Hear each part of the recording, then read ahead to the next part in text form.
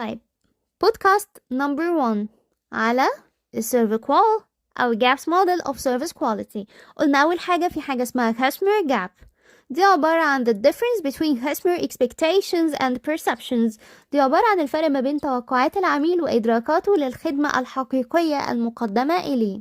العميل قبل ما بيروح مكان الخدمة بيكون راسم توقع معين كده.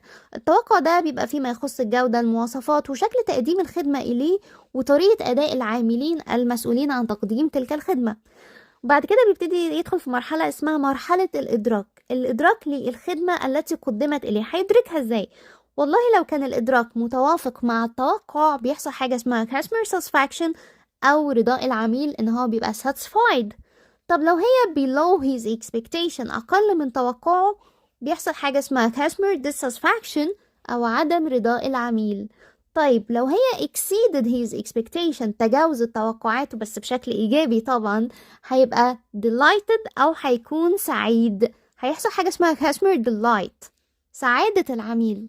وطبعا ده اللي بيستهدفه المسؤول عن تقديم الخدمة. في triggers أو محفزات معينة للcustomer expectation أو ممكن إنها تزود توقعات العميل. أول حاجة الادفيرتايزنج، الإعلان. يعني لما الواحد يشوف إعلان للخدمة قبل ما يروح يستهلكها أكيد ده بيخليه يبني توقعات معينة اتجاه الخدمة. الحاجة التانية اسمها word of mouth أو الكلام الذي يتم تناقله بين الأفراد اللي هم استهلكوا الخدمة قبل العميل. ممكن يعرفها من خلالهم بشكل مباشر لو هو ليه معارف راحوا المكان الخدمي ده، أو من خلال الريفيوز والكومنتس، التعليقات والمراجعات للعملاء الآخرين، وبناء عليه يبني توقعات معينة. مفروض إن مسؤول عن تقديم الخدمة at least يحاول يخلي perception مساوي للإكسبكتيشن أو الإدراك للخدمة المقدمة يكون مماثل أو مساوي لتوقع العميل المسبق.